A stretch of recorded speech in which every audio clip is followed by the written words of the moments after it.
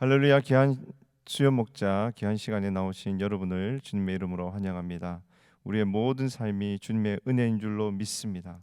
그 은혜 이 시간 함께 마음을 다해 찬양하며 나가도록 하겠습니다.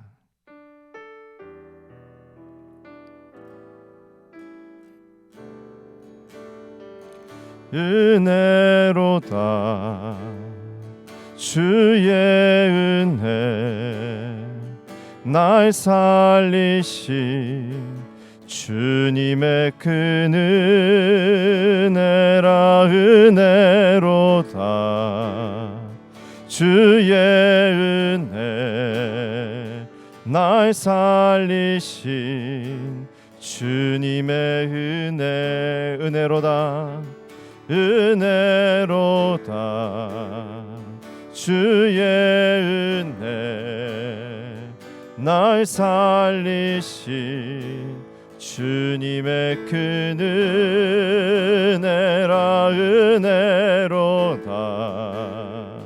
주의 은혜 날 살리신 주님의 은혜 그 은혜 내 맘에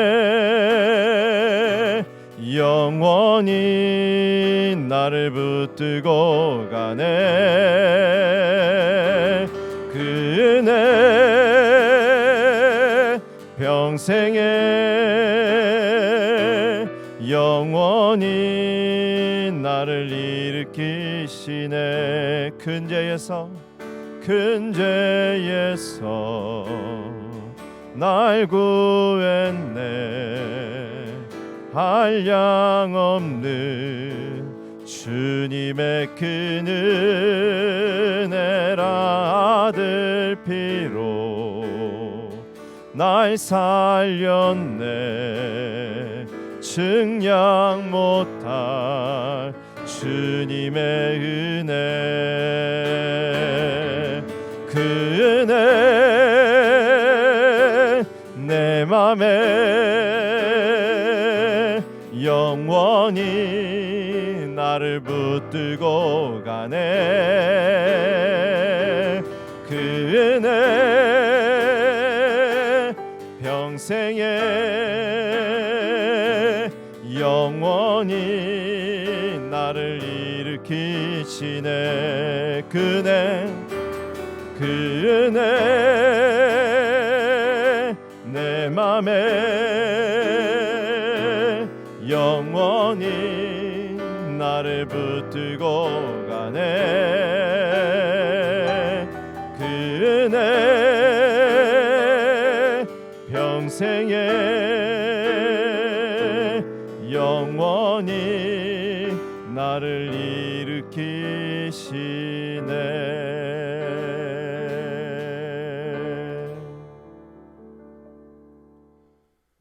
하나님 은혜와 사랑을 진심으로 감사드립니다. 하나님의 그 크신 은혜로 말미암아 지금 이 시간에도 저희를 지켜주시고 보호하여 주심을 진심으로 감사드립니다. 하나님 코로나의 어두움과 위기 가운데 하나님의 은혜로 우리 몸된 교회를 지켜주시고 보호하여 주시고 이끌어 주심을 진심으로 감사드립니다. 하나님 광야 예배를 통하여 하나님 영광 받아 주시고 조금 있으면 진행될 대면 예배를 하나님 기대합니다. 다시 한번 온 성도가 함께 모여 하나님을 찬양하는 영광의 예배로 함께하여 주옵소서. 우리 모든 BSBC 식구들 어느 곳에 있든지 이와 같은 예배를 사모하게 하여 주시고 다시 한번 모여서 뜨겁게 예배하고 기도하는 저희 몸된 교회 되어줄 수 있도록 역사하여 주옵소서. 하나님 우리 모든 목자님들 성령의 기름 부으심의 능력으로 충만하게 인도하여 주옵소서. 우리를 부르신 하나님 정말 여름날 얼음 냉수와 같이 주인의 마음을 시원케 해드리는 충성된 종으로 헌신하며 나아가는 우리 모든 목자님 되어줄 수 있도록 축복하여 주옵소서. 지난 주일날 온라인 제자훈련을 통하여 많은 영혼 등록하게 하여 주시고 가라는 우리의 심령을 말씀으로 충만하게 채워주시니 감사드립니다. 하나님 끝까지 완주할 수 있도록 하나님 붙들어 주시고 그리하여 우리 모든 교구 양무리가 든든히 세워져 나아갈 수 있도록 역사하여 주옵소서. 이 시간에 말씀을 증거하시는 우리 박성근 담임 목사님, 성령의 기름 부으심의 능력으로 충만하게 하여 주시고, 귀한 이 말씀이 우리 영혼을 충만하게 체험받는 은혜로운 귀한 시간으로 함께하여 주시옵소서. 감사하며 우리 구주 예수 그리스도의 이름으로 기도드리옵나이다. 아멘.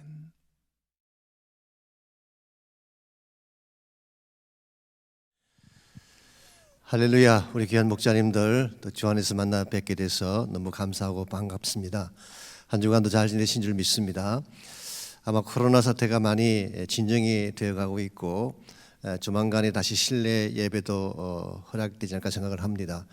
여러분께서 기도로 잘 준비해 주시고 또 실내 예배가 다시 시작될 때 함께 나오셔서 또 양들도 섬기고 교회도 섬기면 좋겠습니다. 오늘은 고린도 후서 10장 7절에서 18절까지 있는 말씀을 함께 보겠습니다.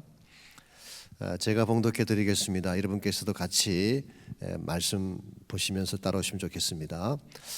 너희는 외모만 보는도다. 만일 사람이 자기가 그리스도에게 속한 줄을 믿을진대 자기가 그리스도에게 속한 것 같이 우리도 그러한 줄을 자기 속으로 다시 생각할 것이라. 주께서 주신 권세는 너희를 무너뜨리려고 하신 것이 아니요 세우려고 하신 것이니 내가 이에 대하여 지나치게 자랑하여도 부끄럽지 아니하리라. 이는 내가 편지들로 너희를 놀라게 하려는 것 같이 생각하지 않게 함이라. 그들의 말이 그의 편지들은 무게가 있고 힘이 있으나 그가 몸으로 대할 때는 약하고 그 말도 시원하지 않다 하니 이런 사람은 우리가 떠나 있을 때에 편지들로 말하는 것과 함께 있을 때 행하는 일이 같은 것임을 알지라. 우리는 자기를 칭찬하는 어떤 자와 더불어 감히 짝하며 비교할 수 없노라. 그러나 그들이 자기로서 자기를 헤아리고 자기로서 자기를 비교하니 지혜가 없도다. 그러나 우리는 분수 이상의 자랑을 하지 않고 오직 하나님이 우리에게 나누어 주신 그 범위의 한계를 따라하노니 곧 너희에게까지 이런 것이라. 우리가 너희에게 미치지 못할 자로서 스스로 지나쳐 나아간 것이 아니요 그리스도의 복음으로 너희에게까지 이런 것이라. 우리는 남의 수고를 가지고 분수 이상의 자랑을 하는 것이 아니라 오직 너희 믿음이 자랄수록 우리의 규범을 따라 너희 가운데서 더욱 풍성하여지기를 바라노라. 이는 남의 규범으로 이루어 놓은 것으로 자랑하지 아니하고 너희 지역을 넘어 복음을 전하려 함이라. 자랑하는 자는 주 안에서 자랑할지니라. 옳다 인정함을 받는 자는 자기를 칭찬하는 자가 아니요 오직 주께서 칭찬하시는 자니라. 아멘. 인정 욕구를 벗어나라, 이런 제목으로 제가 말씀을 준비했습니다. 인정 욕구라고 하는 것은 사람들에게 인정받고 싶어하는 그런 욕구를 말하죠. 사실 이것은 당연한 욕구이기도 합니다. 누구나 칭찬받고 인정받고 싶어하지 사람들에게 거절받고 싶어하는 사람은 아무도 없기 때문에 그렇습니다. 에이브럼 매슬로우가 제시한 인간 욕구 5단계를 보면 그게도 자아실현의 욕구, 가장 높은 욕구가 자아실현인데요. 바로 그 밑에 주어진 것이 인간에게 인정받는 욕구입니다. 그래서 우리가 무엇을 실현한다고 하는 것은 인정받는 단계를 통해서 이루어질 수 있다고 말할 수가 있죠. 그래서 인정의 욕구와 자아실현의 욕구는 사실은 서로 연결되어 있다, 그렇게 말할 수 있습니다. 이런 측면에서 인정받고 싶어하는 욕구에는 긍정적인 측면이 있습니다. 칭찬해 주면 누구나 열심히 하려고 하지 않습니까? 또 인센티브나 보너스를 주면 더 열심으로 뛰고 업적을 내려고 하는 경향이 있습니다. 그래서 칭찬은 고래도 춤추게 한다는 말이 있잖아요. 그래서 칭찬하게 되면 사람들이 움직이게 되고 또 일도 더 열심히 하게 되고 좋은 열매도 맺을 수가 있죠. 학교에서 늘 1등을 하는 학생에게 물었습니다. 왜 너는 1등을 하려고 하느냐 그랬더니 1등에서 가져가면 엄마가 칭찬해 주니까, 엄마에게 기쁨을 주기 위해서 1등을 한다고 하는, 이런 면에서 보게 되면 인정을 해주는 것, 이건 굉장히 중요한 것이고 또 인정받는 욕구라고 하는 것은 긍정적인 면이 분명히 있습니다. 그럼에도 불구하고 인간에게 인정받는다고 하는 것은 어두운 측면도 있습니다. 한 몇 가지를 이야기할 수 있는데요. 첫 번째가 이것이 지나치게 되면 인정 중독에 걸릴 가능성이 많습니다. Approval addiction이라고 해서 누군가의 인정을 받지 않으면 불안해하는 마음, 또 더 많은 인정을 받기 위해서 무리하게 뛰려고 하는 마음. 사실 연예인들이나 스포츠의 스타들이 이것 때문에 굉장히 마음의 고통을 많이 받는다고 합니다. 누가 박수를 안 보내주면 굉장히 불안해하는 거예요. 인기가 조금만 떨어져도 그걸 견디지 못해하는 이런 면에서 인정 중독에 걸리는 것은 굉장히 위험한 것입니다. 두 번째로 어두운 측면은 자신의 삶을 산다기보다는 누군가의 인정받기 위해 삶을 살아갈 경우에 인생의 진정한 가치를 놓칠 확률이 많죠. 임종을 앞둔 환자들이 자주 하는 후회 중에 하나가 이것이라고 합니다. 내가 살고 싶은 삶을 살지 못하고 주위 사람이 원하는 삶을 살았던 후에, 이것이 숨을 거두기 직전에 많은 분들이 하는 이야기라고 합니다. 이런 면에서 하나님 우리에게 주신 삶은 나의 삶인데 나의 삶을 살지 못하고 누군가에게 인정받기 위해 달려간다고 하는 것은 그렇게 바람직한 것이 아니죠. 세 번째 어두운 면은 인간의 인정에는 한계가 있습니다. 인간이 인정한다는 것은 완전하지가 않죠. 사실은 기준도 확실치가 않습니다. 사람마다 인정해 주는 기준이 다 다르죠. 뿐만 아니라 인간의 인정은 절대로 영원하지가 않습니다. 오늘 박수를 보냈다고 해서 그 박수가 영원할까요? 그렇지 않습니다. 오늘의 박수가 내일은 야유로 변하는 경우 얼마든지 볼 수가 있죠. 예수님의 경우가 아주 티피컬한 예 아닙니까? 예수님이 예루살렘에 입성할 때에 그 사람들이 호산나를 외치면서 얼마나 환영했습니까? 근데 며칠 뒤에 십자가에 못 박으소서 동일한 군중들이 그렇게 변질했습니다. 이런 면에서 볼 때에 우리가 사람들의 인정을 받고 그 인정에 인생을 맞추기 위해 살아간다고 하는 것은 사실 그렇게 바람직하지가 않습니다. 자, 그렇다면 참으로 건강한 인생을 살려면 누구에게 인정을 받아야 될까요? 하나님의 인정을 받아야 되는 것입니다. 하나님이 우리 인생의 진정한 평가자이시기도 하고 또한 그분이 인정해 주셔야지 우리가 정말 성공한 것이 되기 때문에 그렇습니다. 그래서 본문의 주제를 보시면 하나님께 인정받으려면 하나님이 정하신 기준을 따라 바른 가치와 사명으로 살아야 된다. 그렇게 전체 주제를 제가 정리해 봤습니다. 자, 본문으로 들어가셔서 1번 문제. 오늘 본문은 하나님께 인정받는 삶에 대한 것이라 18절을 읽고 참된 인정은 어디에서 오는 것인지 말해보라 그랬습니다. 제가 컨텍스트를 조금 더 소개해 드리자면요. 지난주에도 말씀드렸지만 고린도 교회 안에 있는 바울의 대적자들이 이 바울에 대해서 굉장한 악평을 했습니다. 외모도 못생겼고 말도 어눌하고 또 직접 만나서 대화해 보면은 참 유약하고 쉽게 말하면은 리더십에 카리스마가 전혀 없다. 이렇게 바울에 대해서 악평을 했죠. 그러면서 자신들은 굉장히 파워풀하고 능력도 있고 업적도 많이 세우는, 그래서 대중적인 지지를 받는 자들이 자신들이다. 이와 같은 주장을 그들이 했습니다. 이와 같은 그들의 주장에 대해서 18절을 보시면은 옳다 인정함을 받는 자는 자기를 칭찬하는 자가 아니요 오직 주께서 칭찬하시는 자다. 자기 스스로 자기를 인정한다고 그것이 인정받는 것은 아니죠. 혹은 사람들이 인정해 준다고 인정을 받는 것이 아니라 주님이 인정하셔야 진짜다. 그렇게 말씀하고 있어요. 그래서 우리 인생의 최대 과제는 내가 나를 인정하는 것도 아니고 주변 사람들이 인정하는 것도 아니고 우리의 주인 되신 주님이 인정하셔야지 참된 성공이다. 그렇게 말할 수가 있습니다. 그래서 우리의 남은 생애가 사람들의 인정을 받기 위한 인생이 아니라 주님이 인정해 주시는 인생을 살려면 과연 뭐가 필요할까요?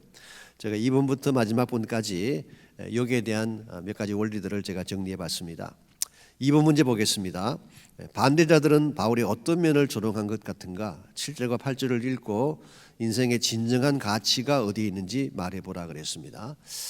우리가 하나님께 인정을 받으려면 우리 내면 속에 하나님이 찾으시는 가치가 있어야 돼요. 그래서 우리 인생의 진정한 가치를 확인을 해야지 인정받는 바른 삶을 살 수가 있는 것입니다. 7절을 보시면요, 사도 바울이 그 대적자들을 향해서 이렇게 책망을 했습니다. 너희는 외모만 보는도다. 만일 사람이 자기가 그리스도에게 속한 줄을 믿을진데 자기가 그리스도에게 속한 것 같이 우리도 그러한 줄을 자기 속으로 다시 생각할 것이라. 아마 사도 바울의 반대자들은 외형을 중시 여기는 사람들, 겉모양만 보는 사람들이었던 것 같습니다. 여기서 외모만 본다 이 말의 뜻은 사실은 근시안적 안목이다. 그렇게 번역할 수도 있습니다. 다른 말로 말하면은 내면의 가치를 놓친 것입니다. 그래서 바울은 말하기를 너희가 그리스도에게 속한 자라고 한다면 우리도 동일하게 그리스도의 사람이다. 우리 인생의 가치의 출발점이 어디 있을까요? 그리스도에게 있습니다. 우리가 그리스도 안으로 들어오는 순간 참된 가치를 갖게 되는 것이죠. 그래서 너희들이 만일 그리스도 안에 있기 때문에 가치 있다고 이야기한다면 우리도 마찬가지다. 그래서 가치의 근본 출발점을 바울이 7절을 통해 이야기하고 있습니다. 실제로 이 자료를 보게 되면요, 사도 바울의 외모가 그렇게 뛰어났던 것은 아닌 것 같습니다. 물론 성경은 아니지만 2세기경에 만들어진 가경 중에 시다피그라프라고 해서 사실은 저자도 분명하지가 않고 내용도 신뢰할 만한 것은 아닙니다. 그럼에도 불구하고 초기 교회 당시 때의 정황을 좀 볼 수 있게 만드는 그런 책들이 많이 있었어요. 그 중에 하나가 바울 행정과 테클라라고 하는 책이 있습니다. Acts of Paul and Thecla라고 하는 책이 있는데요.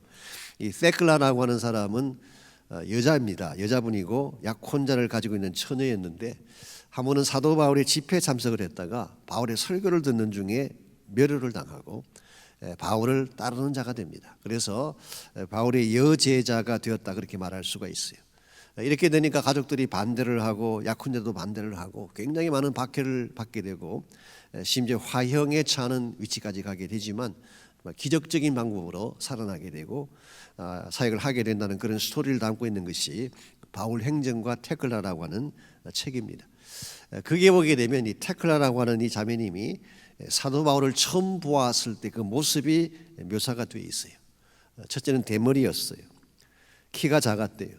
다리는 안짱다리, O자형의 안짱다리이고 코는 매부리 코이고 그리고 눈썹은 찌그러진 그런 눈썹을 가진 사람. 쉽게 말하면 사도 바울의 외형은 maybe 그렇게 오늘 우리가 알고 있는 것처럼 잘생긴 핸스만 키가 큰 그런 인물은 아니었을 가능성이 있습니다. 근데 중요한 게 뭡니까? 이런 외형이 잘생겼냐가 중요한 것이 아니라 그가 마음에 품고 있는 게 무엇이냐가 중요하죠. 8절을 보게 되면 바울의 마음속에 품고 있었던 굉장히 귀중한 것 하나가 8절에 소개가 되어 있습니다. 주께서 주신 권세는 너희를 무너뜨리려고 하신 것이 아니요 세우려고 하신 것이니 내가 이에 대하여 지나치게 자랑하여도 부끄럽지 아니하리라.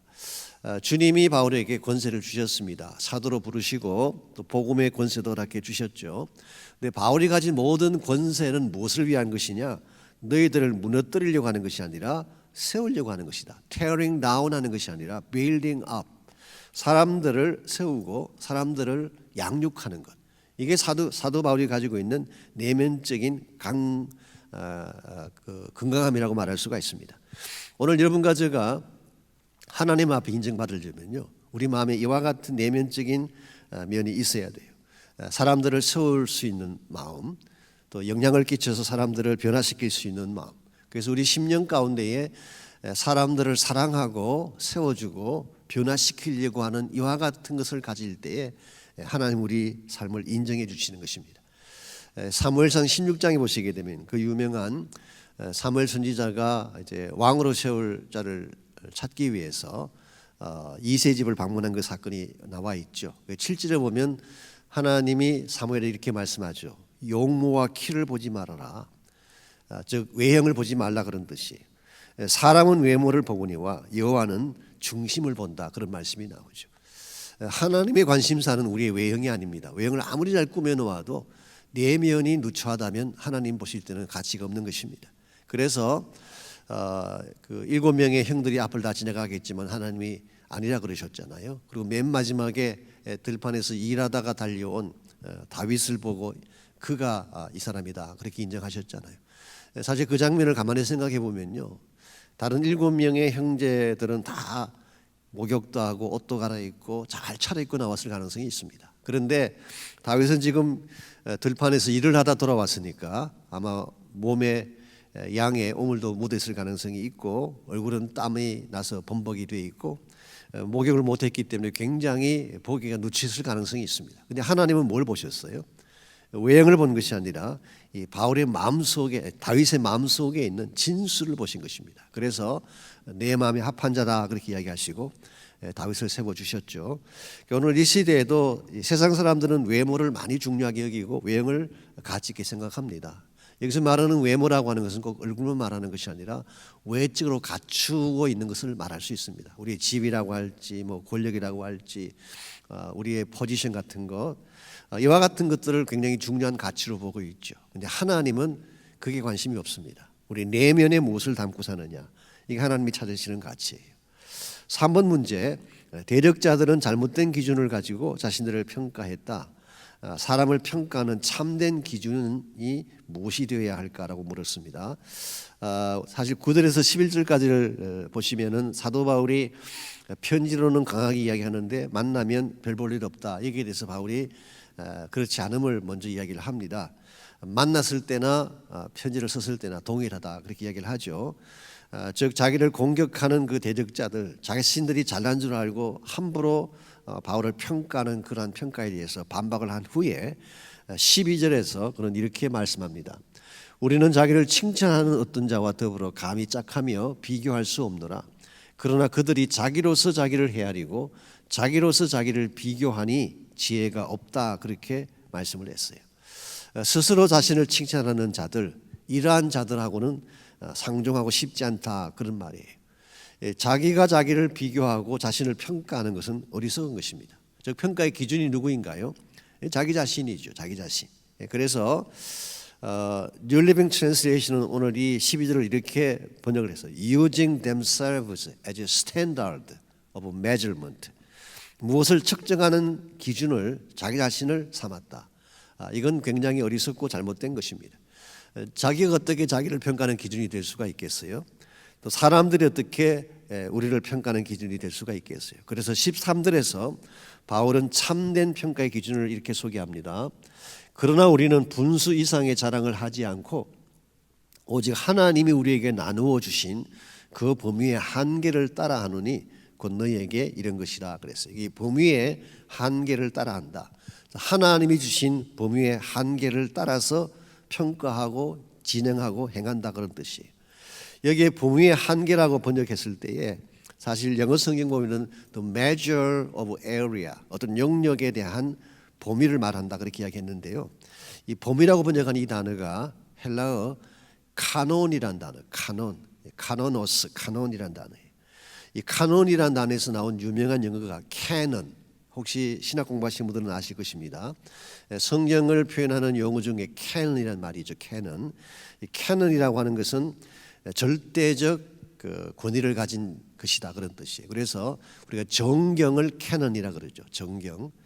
정경이 아닌 것을 외경이라 그럽니다. 그래서 이 캐논을 결정하는 가장 중요한 기준이 authority예요. 이것이 과연 authority가 있나, 모든 것을 평가할 스탠다드가 되나, 이걸 가지고 결정하는 것이 canonization, 정경화예요. 그래서 우리가 성경을 성경이라 그러지 않습니까? 성경, 성서라고 할 수도 있고 성경이라고 할 수 있는데, 성서라고 할 경우에는 이 성경에 기록된 말씀이다, 스크립처라는 뜻이에요. 기록되었다 그런 것을 강조하는 것이라면은, 성경이라고 할 때는 절대적 권위가 있는 기준이다 그런 것을 강조할 때 경이라는 단어를 쓰게 되죠. 그래서 오늘 본문에서 바울은 이 캐논이라는 단어를 씁니다. 그래서 하나님이 우리에게 주신 하나님의 절대적 기준이 있다는 거예요. 그 기준을 따라서 사역도 하고 또 사람들도 만나고 본인도 평가하는, 이게 사도 바울이 말하는 참된 평가의 기준입니다. 그래서 오늘 본문 자체는 maybe 아마 사역에 대한 이야기를 하는 것 같습니다. 하나님이 나에게 어사인해 주신 사역이 있다. 사역이 있는데 이 사역이 하나님의 기준이다. 이걸 따라서 나는 일하고 행한다. 이제 그런 이야기. 그래서 우리의 사역도 하나님께서 정해 주시지만 우리의 사역에 대한 평가도 하나님이 기준이 되신 것입니다. 그래서 우리가 우리 자신을 평가할 때에 내가 중심이 돼서 평가하면 잘못합니다. 우리 스스로 내가 성공자다, 실패자다 그렇게 평가할 때가 있잖아요. 그건 위험한 것입니다. 사람들이 너는 성공자야 이야기한다고 꼭 성공자가 되는 것은 아닙니다. 하나님이 평가하시는 것입니다. 하나님의 기준이 절대적 기준이죠. 그래서 우리가 하나님에게 인정받으려면 우리 내면의 가치도 갖춰야 되지만 참된 기준이 무엇인가를 알아야 돼요. 하나님 자신이 기준이다. 4번 문제, 바울은 지금까지 무엇에 자신의 삶을 집중해 왔는가? 바울의 최대 관심사에 대해서 정리해 보라 그랬습니다. 즉 바울이 본인이 가장 중요하게 생각하면서 본인이 행했던 고유한 사역이 있어요. 그게 무엇인가라는 질문입니다. 14절에서 16절까지를 보시면요. 먼저 14절, 우리가 너희에게 미치지 못할 자로서 스스로 지나쳐 나간 것이 아니요 그리스도의 복음으로 너희에게까지 이른 것이라. 바울은 복음에 가장 관심을 두었습니다. 그래서 사실 고린도 지역에 나아간 이유도 뭐라는 것입니까? 복음 때문에, 복음을 가지고 나간 것입니다. 만일 복음이 아니라면 고린도 교회와 알교할 필요도 없어요. 그들과 뭐 논쟁하며 이렇게 다툴 이유도 전혀 없습니다. 그래서 바울의 최대 관심사는 복음이에요. 복음. 15절 말씀, 우리는 남의 수고를 가지고 분수 이상의 자랑을 하는 것이 아니라 오직 너희 믿음이 자랄수록 우리의 규범을 따라 너희 가운데서 더욱 풍성하여지기를 원하노라. 우리의 규범을 따라 그랬는데 사실은 according to our boundary, 우리에게 주어진 영역을 따라 그런 뜻이에요. 나에게 주어진 영역을 따라. 즉 하나님이 바울에게 어사인해 준 범위가 있습니다. 너는 여기까지 복음을 전해, 이 일을 감당해. 그래서 사도 바울에게 맡겨진 고유한 사역의 범위가 있는데 나는 그것을 따라서 너희들에게 복음을 전했고 또 규범을 따라 너희들 가운데 이 복음이 더 풍성해지기를 원한다 그런 뜻이에요. 16절, 이는 남의 규범으로 만들어 놓은 것으로 자랑하지 않고, 즉 남의 바운다리를 넘어가서 남의 일을 함으로써 너의 자랑을 삼은 것이 아니라 내가 진짜 원하는 것은 너희 지역을 넘어 복음을 전하는 것이다. 내가 한 가지 원하는 것은 너희들을 통과하고 너희들을 넘어서 궁극적으로 하나님 나라의 복음을 땅 끝까지 전가하는 것이다. 이것이 바울이 가진 최대의 열망으로 소개하고 있습니다. 사도 바울은 이 열망을 이루는 과정에서 항상 바운다리를 지켰어요. 본인이 해야 될 일과 하지 않을 일을 정해놓고 남들이 이미 복음을 전한 곳에 가서는 복음을 전하지 않는 원칙도 세우고, 그리고 자기에게 주어진 고유한 그 영역을 중심으로 사명을 감당해 간 것을 볼 수가 있습니다. 이걸 보게 되면 사도 바울은 남의 하는 일에 관심이 없었어요. 뭐 누가 얼마나 많이 일을 했느냐, 얼마나 큰 교회를 세웠느냐, 얼마나 업적을 많이 세웠느냐, 그것은 바울에게 큰 관심사가 아니에요. 나에게 어사인된 사명이 뭐냐는 것입니다. 내가 집중적으로 해야 될 일이 뭐냐는 것이죠. 여기에 바울은 모든 관심을 가졌고 이 일을 감당해 갔기 때문에 결국 복음의 위대한 일에 쓰임받고 하나님께 인정받게 된 것입니다. 이런 면에서 우리가 사역을 하든지 인생을 살아가든지 이 비교한다는 것은 굉장히 잘못된 것입니다. 누군가와 비교한 후에 내가 더 낫다 못하다, 여기에서 불필요하게 열등감을 느낀다든가 하는 것은 굉장히 바람직하지 못한 것입니다. 하나님은 우리 모두에게 유니크하게 주신 삶이 있고 사역이 있기 때문에 나에게 어사인된 사역에 최선을 다할 때 하나님은 충성되게 보시고 인정해 주시는 것입니다. 5번 문제, 우리가 자랑해야 할 바른 자랑은 무엇이 되어야 할까? 17절을 읽고 참된 자랑에 대해 나누어보라 그랬습니다. 자랑하는 자는 주 안에서 자랑할지니라 그랬죠. 사실은 이 말씀은 구약성경 예레미야 9장 24절을 인용한 것입니다. 제가 잠깐만 예레미야서를 보겠습니다. 사실은 23절부터 읽는 게 더 좋은데요. 예레미야 9장 23절부터 읽겠습니다. 여호와께서 이와 같이 말씀하시되 지혜로운 자는 그의 지혜를 자랑하지 말라. 용사는 그의 용명을 자랑하지 말라. 부자는 그의 부함을 자랑하지 말라. 자랑하는 자는 이것으로 자랑할지니 곧 명철하여 나를 아는 것과 나 여호와는 사랑과 정의와 공의를 땅에 행하는 자인 줄 깨닫는 것이라. 나는 이 일을 기뻐하노라. 여호와의 말씀이니라. 여기서 자랑해서는 안 될 것 세 가지를 나열했죠. 지혜를 자랑하지 말아라. 또 용명을 자랑하지 말아라. 부자됨을 자랑하지 말아라. 왜 이것을 자랑하지 말라고 했을까요? 이 모든 것은 다 가변적인 것이기 때문에 그렇습니다. 지혜가 뛰어난다고 하지만 그 지혜가 항상 영원하진 않아요. 용명을 자랑하지만 항상 힘있게 싸울 수 있는 것은 아니에요. 우리 가진 이 용명은 나이가 들어가고 시간이 흘러가면 쇠퇴하는 것입니다. 내가 지금 부자가 되었다고 영원한 부자일까요? 그러면 이 부함도 자랑거리가 되지 못합니다. 그러면서 진짜 자랑해야 될 그 두 가지를 말했는데요. 나를 아는 것, 하나님 아는 것이 우리의 자랑이 되어야 된다. 그래서 하나님과의 관계성이 최대의 자랑거리예요. 내가 예수님을 만났고 그분의 사랑을 받고 나도 그분을 사랑한다는 것, 이것이 우리가 자랑해야 될 가장 중요한 자랑거리이고, 두 번째로 사랑과 정의와 공의를 행하는 자라는 사실을 아는 것. 이 사랑과 공의, 이 두 가지를 한꺼번에 이룬 사건이 뭔가요?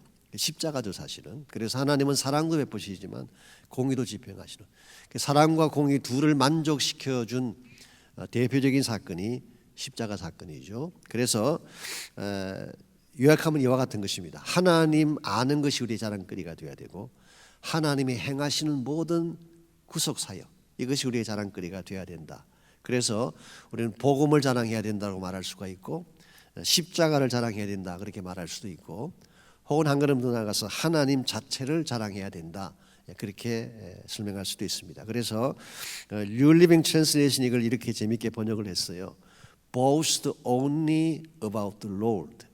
주님에 대해서만 자랑을 하라. 그렇게 번역을 했어요. 그래서 우리가 정말 바른 자랑을 하려면은 예수님이 우리 자랑의 핵심이 돼야 되고, 그분의 사랑과 그분의 구원의 아름다운 역사들이 자랑거리가 되어야 됩니다.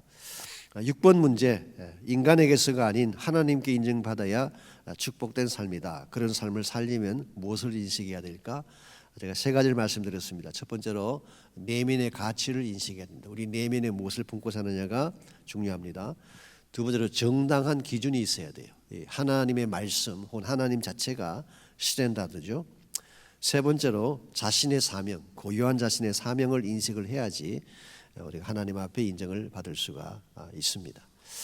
그래서 제가 이와 같은 내용으로 제가 주일 설교 말씀을 준비하려고 합니다. 적용과 나눔 파트를 보시면 1번 문제, 당신은 사람에게 인정받기 위해 애써본 적이 있는가? 그때 어떤 마음이 들었는가? 다른 사람의 눈을 위해 산다는 것이 어떤 것인지 나눠보라 그랬습니다. 여러분, 누구에게 인정받기 위해서 살았던 적 없나요? 다 있죠. 없는 사람 아무도 없습니다. 그래서 우리 인간이라고 하는 것은 주변 사람의 눈치를 보게 돼 있어요. 그래서 주변 사람들에게 내가 나쁜 말 듣지 않기 위해서 하기 싫지만 일을 하기도 하고, 또 먹고 싶지 않지만 무엇을 먹어야 되기도 하는 그런 경우가 있죠. 그래서 이 창살 없는 감옥, 인정 중독이라는 책이 있는데 그 책에 보면 이런 문구가 나옵니다. 달콤한 커피 믹스가 좋은데 남들이 촌스럽다고 말할까봐 블랙 커피를 마신 삶. 혹시 여러분 그런 케이스가 있나요? 나는 이게 맛있는데 주변 사람들이 이거 먹으면 촌스럽다고 하니까 일부러 고상한 척하기 위해서 먹고 싶지 않은 것을 먹게 되는 케이스. 항공 엔지니어가 되고 싶었지만 부모님을 기쁘게 해드리려고 변호사로 산 삶. 이것도 많은 분들에게 케이스가 됩니다. 해당이 됩니다. 특히 우리 2세들이 아마 이런 말을 많이 할지 모르겠어요. 그래서 우리가 누군가에게 인정받기 위해 산다는 것 굉장히 피곤한 것입니다. 피곤하고 또 인정받기 위한 삶은 끝이 없어요. 오늘 이걸 만족시켰으면 다음엔 더 큰 걸 요구합니다. 그래서 사실 1등을 하는 사람들, 뭐 스포츠에서든 뭐든 간에 1등하는 사람들이 마음에 그렇게 그 프레셔가 많다잖아요. 사람들의 기대치가 항상 높기 때문에 다른 사람이 조금 실수하는 건 나 용납을 하는데 1등하던 사람이 조금만 잘못해도 그냥 야유가 쏟아지는 것입니다. 그래서 우리가 이 사람을 기쁘게 하기 위해서 살고 다른 사람 때문에 사는 삶은 그렇게 바람직하지가 않습니다. 그래서 하나님은 여러분의 삶을 살기를 원하세요. 다른 사람을 위해 대신 사는 삶이 아니라 여러분의 삶. 그래서 우리가 인간을 기쁘게 하는 데는 한계가 있고 또 피곤하기도 하고 지치게 만드는 것이기 때문에 정말 여러분을 인정해 줄 수 있는 한 분, 주님의 인정을 받기 위해 살아가게 된다면 우리 인생이 훨씬 더 아름다워지겠죠. 2번 문제, 우리가 사는 이 시대는 외모를 중시하는 경향이 있다. 여기에 대해 어떻게 생각하는가? 내면을 더 아름답게 만들기 위한 방안에 대해 나눠보라 그랬습니다. 요즘은 사실 여자분들만 외모를 중시하는 것이 아니라 남자들도 뭐 성형수술도 하고 여러 가지 많은 걸 한다고 제가 들었습니다. 남자들 같은 경우는 외모만 꾸미는 게 아니죠. 여자도 마찬가지지만 옷을 잘 입는다든가 명품을 가진다든가 뭐 좋은 자동차를 탄다든가 이게 전부 다 외적인 외모를 이야기하는 것입니다. 외적인 외모. 그런데 이와 같은 것들은 사실 껍데기예요. 혹시라도 여러분이 누구 배우자를 찾는다든가 누구를 만나려고 할 경우에 이 외형만 보고 하면 100% 후회합니다. 절대로 외형은 오래 가지 못해요. 그래서 내면을 아름답게 만들어야 되는데 내면을 아름답게 만들려면 어떻게 해야 될까요? 우리 마음속에 바른 것을 품어야 됩니다. 예를 들면 사랑을 품고 용납하는 것을 품고 참아주고 기다려주고, 혹은 understanding, 그럴 수도 있지라고 하는 마음. 이와 같은 마음들을 자꾸 품게 되면 우리 내면이 더 넓어지게 되고 아름다워지게 되겠죠. 이와 같은 내면의 아름다운 것을 품는 것이 쉬운 일일까요? 쉽지 않습니다. 우리 모두에게는 옛 성품이 있기 때문에 우리의 옛 자아를 가지고는 이 내면을 이렇게 만들 수가 없어요. 그래서 뭐가 필요한가요? 성령님이 필요하고 하나님 말씀이 필요한 것입니다. 여러분이 제자 훈련을 받으시는데 제자 훈련이라고 하는 것이 사실 여러분의 내면을 키우기 위한 훈련 과정입니다. 그래서 우리 내면이 아름다워지게 되면, 즉 being이 아름답게 변하게 되면 doing이 아름답게 되는 것이죠. 그래서 이번 제자 훈련 기간 동안에 좀 여러분의 내면을 새롭게 하는 그런 기회가 됐으면 좋겠어요. 3번 문제, 자신을 평가하려면 바른 기준이 필요하다. 당신은 주로 무엇에 근거해서 자신을 평가하는가? 하나님의 기준은 무엇일까? 그랬어요. 여러분이 여러분을 평가할 때 내가 잘났다 못났다 혹은 성공했다 실패했다고 평가할 때 주로 무엇을 가지고 평가하시나요? 일반적으로는 자신의 업적을 가지고 평가합니다. 퍼포먼스, 내가 얼마나 많은 것을 성취했나 이걸 가지고 평가를 할 때가 있죠. 혹은 남들의 평가, 주변 사람들의 박수 이런 것을 가지고 나를 평가할 때가 있습니다. 박수를 받으면 잘한 것이고 박수가 적으면 실패했다고 느끼는 것이죠. 혹은 세상이 인정해 주는 것을 기준으로, 사실 의사가 되고 변호사가 되려고 하는 이유 중에 하나가 그걸 하면 세상 사람들이 야 저분은 성공했구나라고 인정해 주기 때문일 때가 있잖아요. 이와 같은 것들이 평가의 기준이 될 경우에는 여러분이 건강하고 행복한 인생을 살 수가 없습니다. 하나님의 기준을 알아야 돼요. 하나님의 기준은 뭘까요? 하나님의 기준은 성경에 다 나와 있어요. 여러분이 바르게 사는 것 혹은 순종하는 것, 사랑하는 것, maybe 하나님이 가장 소중하게 여기는 평가 기준은 얼마나 많은 생명을 구원했느냐, 이것일 수도 있습니다. 그래서 여러분께서 하나님의 기준을 말씀을 통해서 잘 배우시고 하나님의 기준에 따라서 여러분의 인생을 평가하시면 훨씬 더 인생이 아름다워질 겁니다. 4번 문제, 자신을 다른 사람과 비교하는 것은 지혜롭지 못하다. 왜 그런가?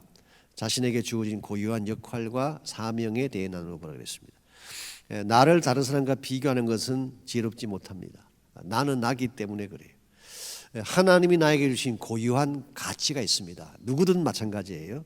유니크한 가치가 있는데 이 가치를 찾아서 나의 인생을 살아야지 남들과 비교하면서 그들과 같아지려고 하는 노력은 굉장히 위험한 것입니다. 그래서 나를 비교하기보다는 하나님이 나를 어디에 부르셨나 이 소명을 발견을 하고 거기에 최선을 다하게 되면 여러분의 인생도 훨씬 더 아름다워지게 되고 여러분 자신도 기쁨을 누릴 수가 있게 됩니다. 그래서 여러분이 하나님 안에서 발견해야 될 나의 역할과 사명이 무엇인가 여러분이 좀 나누시면 좋겠습니다. 5번 문제, 자랑하는 자는 주 안에서 자랑하라고 했다. 주님 안에서 자랑해야 할 참된 자랑은 어떤 것일까? 서로의 생각을 나누어 보라. 아까 제가 말씀드렸던 예레미야 9장 23절 24절 거기도 인용해 드렸는데요. 그 말씀을 같이 나누시면서 이렇게 정리하셔도 되겠습니다. 우리 하나님을 아는 것, 또 하나님의 행하심을 아는 것, 즉 주님 자신을 만난 것이 우리의 최대 자랑이고 예수님께서 행하신 십자가 복음과 구원이 우리의 최대 자랑이 되어야 되겠죠. 그래서 사실 세상 자랑이라고 하는 것은 가변적이면서 다 지나갈 것입니다. 이 헛된 자랑에 우리 인생을 걸지 말고 우리 하나님을 아는 것에 우리 삶을 걸면 우리 인생에 훨씬 더 아름다워지라고 생각을 합니다. 자, 기도 제목 보시면 첫 번째로 십자가와 복음을 자랑하는 교회가 되도록 기도하자 그랬어요. 다른 말로 말하면 본질로 돌아가자 그런 이야기입니다. 사실 이번에 우리가 코로나 사태를 맞이하면서 진짜 교회가 뭔가를 질문하는 그런 시간을 많이 가졌잖아요. 진짜 교회가 도대체 뭔가, 왜 교회가 존재해야 되나. 정말 저도 개인적으로 굉장히 많은 질문들을 던지며 기도를 했는데요. 결국 본질입니다. 교회의 본질은 십자가와 복음인데 여기로 돌아가지 않으면 교회 가치도 없게 되고 또 교회가 세상을 이길 수도 없습니다. 그래서 저는 이번 이 기회에 저희 교회가 다시 십자가를 자랑하고 복음을 자랑하는 교회가 될 수 있도록 기도해 주시면 좋겠습니다. 두 번째, 영적 각성과 예배의 회복을 위해서 기도하자 그랬어요. 영적 각성이라고 하는 것은 awakening이죠. 다시 깨어나는 것입니다. 죄에 대한 것도 각성을 해야 되고 또 성령에 대한 것도 각성을 해야 되고 기도에 대한 것도 각성을 해야 됩니다. 그래서 우리는 항상 너무 이렇게 루틴하게 살아왔죠. 타성에 젖어 살아왔죠. 그냥 주일에 왔으니까 예배를 드리고 뭐 시간이 됐으니까 성경을 보고 이렇게 했는데 이제는 좀 우리가 영적으로 깨어나는 그래서 한 사람 한 사람의 생명이 다시 살아나고 교회도 기도가 살아나고 성령의 역사가 살아나는 좀 그런 것을 위한 기도해 주시기를 바랍니다. 마지막으로 연약한 지체들과 자녀들을 위한 기도. 지금 교회 안에 좀 몸이 불편하신 분들이 많이 계시고 여러분의 중보기도가 필요한 분들이 많이 계십니다. 환자들을 위한 기도 꼭 해주시기를 바라고 특별히 우리 2세들과 자녀들을 위한 기도 꼭 해주시기를 바랍니다. 또 한 주간 여러분 승리하시고 또 다음 주 뵐 때까지 건강하시기를 바랍니다. 제가 기도하고 마치겠습니다. 하나님 감사합니다. 참으로 못나고 부족한 저희들인데 하나님의 자녀로 불러주셔서 하나님이 사랑하고 또 인정해 주시는 그런 인생을 살게 하시니 감사합니다. 세상 따라 삶으로서 상처받지 않도록 도와주시고 남들과 비교함으로 말미암아 스스로 나를 아프게 하는 인생 되지 않게 도우시고 하나님께 인정받고 주님께 인정받아서 주의 영광된 목적을 위해 달려갈 수 있는 저희 모두 되게 하여 주옵소서. 또 한 주간 동안 목자님들의 가정과 또 자녀들과 삶의 터전을 꼭 지켜주시고 주님의 은혜 가운데서 승리하는 모든 목자님들 되게 하여 주옵소서. 예수님의 이름으로 기도하옵나이다. 아멘.